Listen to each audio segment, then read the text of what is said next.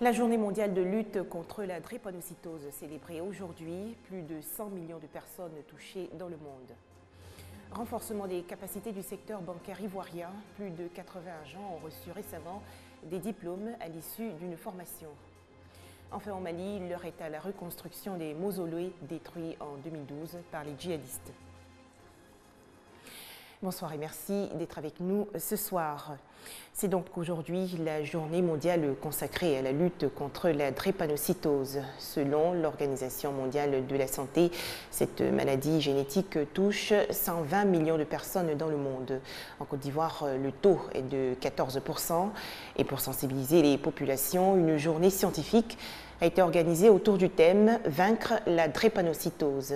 C'est une initiative de la Société ivoirienne d'hématologie, immunologie, oncologie et transfusion sanguine. On fait le point avec Christelle Menant. 120 millions de personnes dans le monde sont concernées. La drépanocytose est en Afrique la première maladie génétique faisant des millions de victimes. En Côte d'Ivoire, entre 6 000 et 8 000 naissances annuelles sont porteuses de drépanocytose majeure. Au moins 60% n'atteignent pas l'âge de 5 ans. Franchir ces 21 ans est une chance en l'absence d'une bonne prise en charge. La prise en charge est très importante. Pourquoi? Parce que c'est elle qui permet d'éviter les complications de la maladie. On vit avec le diabète, on vit avec l'hypertension, on devrait vivre avec la drépanocytose aussi correctement si on est bien pris en charge. Il y a urgence. La lutte contre la drépanocytose est la 4e priorité de santé publique mondiale après le cancer, le sida et le paludisme. Avec son taux de prévalence, la drépanocytose est considérée comme le parent pauvre des maladies non transmissibles en Côte d'Ivoire. Au niveau des CHU, les services d'hématologie s'occupent de la prise en charge effectivement des enfants atteints de la drépanocytose.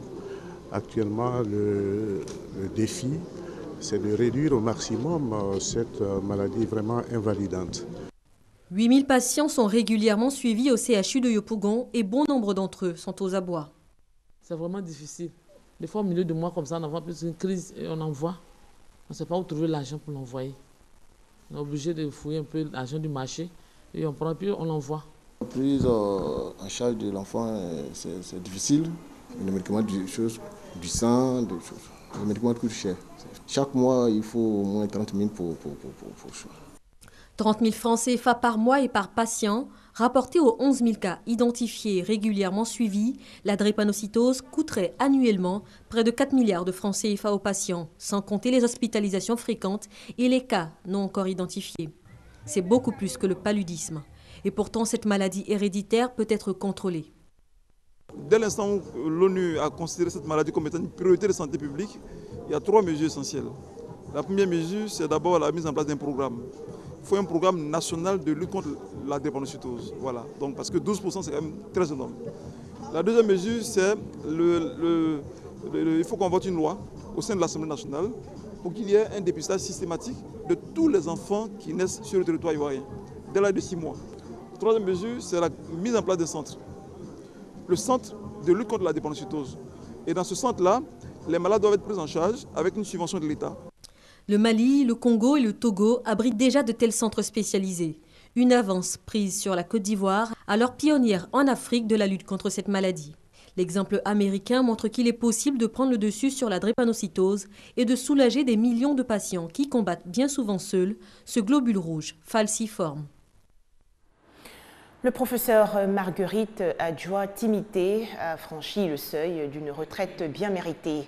Cette pionnière dans la lutte contre le VIH-Sida chez les enfants en Côte d'Ivoire a été honorée récemment par ses pairs et étudiants. L'occasion pour le professeur Marguerite Adjoa Timité d'animer un dernier cours magistral. Thème retenu, infection pédiatrique à VIH, prise en charge et défis. Autre actualité, 82 agents de banque ont été récompensés récemment par l'Association ivoirienne des diplômés de l'Institut technique. Ils ont reçu leur diplôme à l'issue d'une formation de 2 ans. Des précisions de Herman Niamia. Des agents de banque compétents et prêts à relever le défi de la concurrence sur le marché international.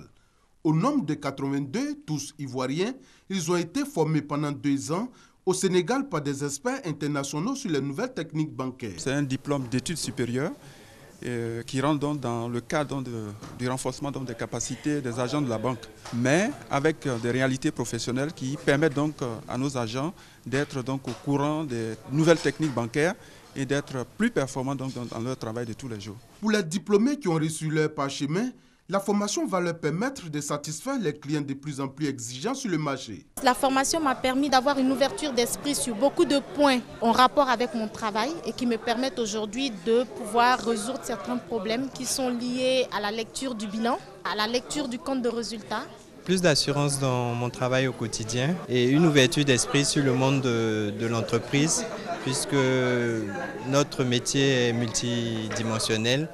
Nous gérons les particuliers au quotidien, mais on a pu, à travers ce diplôme-là, avoir des acquis pour demain gérer des clients entreprises. Le parrain de la cérémonie a exhorté les banquiers à plus de professionnalisme pour accroître le taux de bancarisation en Côte d'Ivoire. Un taux qui, selon les statistiques de la BCEAO, est en dessous des 15%. Mission réussie pour le Centre ivoirien d'alphabétisation. L'Institut, situé dans la commune de Cocody, a réalisé 100% de réussite au certificat d'études primaires élémentaires 2015. Le Centre ivoirien d'alphabétisation a présenté 19 candidats. Tous ont été reçus au CP. Les lauréats ont reçu récemment leur attestation de réussite. Les détails de Grace Kando. Touré Yakadidia, 18 ans, sait désormais lire et écrire. Elle a même obtenu son certificat d'études primaires élémentaires CPE cette année. Le jour où je devais passer mon CP, j'étais vraiment malade. J'étais couchée à l'hôpital. Ils m'ont mis perfusion. Mais tellement je tenais à avoir mon CP. J'ai appelé l'infirmière, elle n'a qu'à venir débrancher, elle a refusé. Elle dit non, que tant que ce n'est pas fini, elle ne peut pas débrancher. Mais moi, je voulais vraiment passer pour être reconnue vraiment par l'État. Donc, j'ai débranché moi-même la perfusion et je me suis rendue sur les lieux pour passer. Et grâce à Dieu, ça s'est bien passé. J'ai eu mon CP. Un succès dû au Centre ivoirien d'alphabétisation. Tout comme elle, plusieurs personnes alphabétisées ont reçu leur diplôme au cours d'une cérémonie. L'alphabétisation permet de sortir de l'obscurantisme, d'où son intérêt. J'ai commencé dans ce centre depuis CP1. Aujourd'hui, j'ai eu mon CP. Je ne savais même pas qu'un jour même j'allais avoir un diplôme. Mais grâce à ce centre, j'ai eu un diplôme. Aujourd'hui, je compte aller très loin. Je suis très heureuse, les mots me manquent. Notre satisfaction, c'est de les voir s'insérer dans le tissu social de la vie active. Et Dieu merci, il y en a qui sont sages-femmes, il y en a qui sont infirmières. Et celles qui ont eu le CP, elles vont continuer si elles veulent. Ne serait-ce que regarder sur le papier de leurs enfants. Parce qu'aujourd'hui, les hommes sont partis. C'est nous les femmes qui faisons tout. Selon les statistiques de l'UNESCO, le taux d'analphabètes en Côte d'Ivoire s'élève à 51%. La marraine de la manifestation a exhorté donc les personnes analphabètes à s'inscrire dans les centres d'alphabétisation. Celles qui ne se sont pas inscrites, c'est de fréquenter les centres d'alphabétisation. Ces centres-là sont là pour les aider à apprendre à lire, à écrire et à calculer. On ne finit jamais d'apprendre, quel que soit l'âge, on continue d'apprendre et je les encourage dans ce sens à s'inscrire massivement. Relever le défi d'une lutte efficace contre l'analphabétisme en réduisant le taux de 51% à 35% d'ici à 2020, c'est l'objectif affiché par la Côte d'Ivoire. L'émission Star Karaoké change de dénomination. Le concours d'interprétation de chant initié par la RTI s'intitule désormais Star Live. Annonce faite hier lors d'une conférence de presse dans la commune de Cocody. Notre reporter Patricia Omouetia nous précise que les présélections de Star Live ont débuté le 12 juin dernier. Star Karaoké s'en va.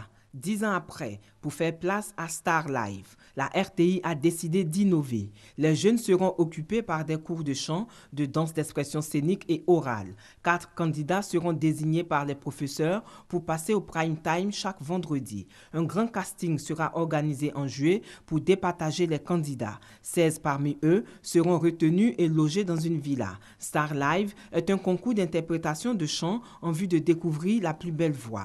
Pour insuffler une nouvelle dynamique à l'émission, Konaté Daniel, producteur de renommée internationale, vient apporter sa touche à Star Live en tant que producteur exécutif. Représentant le directeur général de la RTI, Mariama Dachagas a exprimé son désir d'occuper sainement la jeunesse à travers les productions de la chaîne. Réveiller l'information auprès de nos téléspectateurs parce que comme vous le savez, nous faisons de leur satisfaction notre objectif fondamental afin qu'ensemble nous puissions réussir ce challenge à l'orée de l'ouverture du paysage audiovisuel.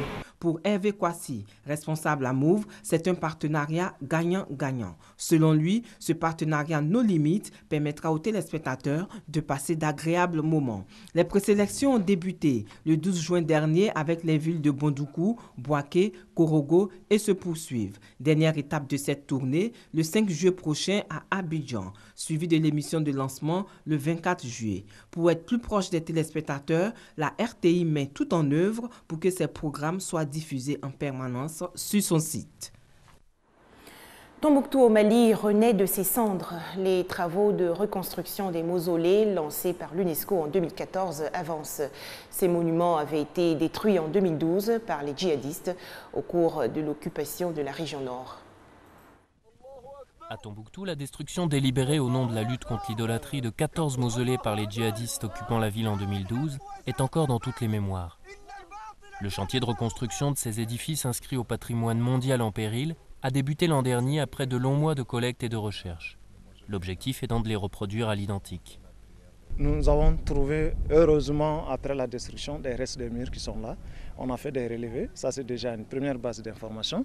Nous avons des informations à recueillir auprès des populations, auprès de la mission culturelle, auprès de la DNPC, pour avoir les anciennes photos, les documentations auprès des historiens qui sont ici à Tombouctou.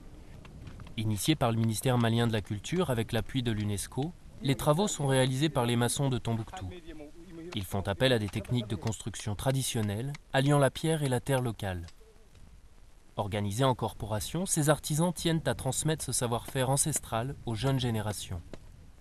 Pour reprendre ces mausolées qui ont été détruits par des djihadistes, on a préféré prendre des anciens et des nouveaux maçons pour leur faire apprendre ce qu'on devrait faire sur le chantier.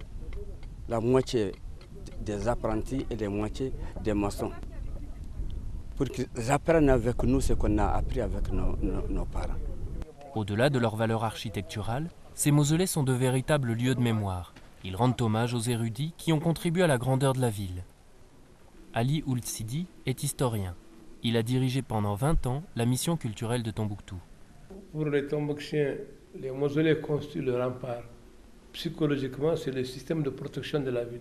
Évidemment, la structure bâtie qui est là, c'est un savoir-faire aussi, c'est un style de construction, c'est le génie du maçon. Mais à côté de cela, il y a aussi l'homme qu'on appelle le saint qui est couché là. Cela veut dire que pour nous, ce saint a joué un rôle important dans le développement historique de Tombouctou. Avec la destruction des mausolées, c'est un pan de la culture malienne qui a été détruit. Aujourd'hui, la réhabilitation des biens culturels de Tombouctou, qui devrait durer 4 ans et mobiliser 11 millions de dollars, est, pour reprendre les mots du représentant de l'UNESCO au Mali, une façon de rendre aux Tombouctiens des éléments clés de leur mémoire et de leur identité collective.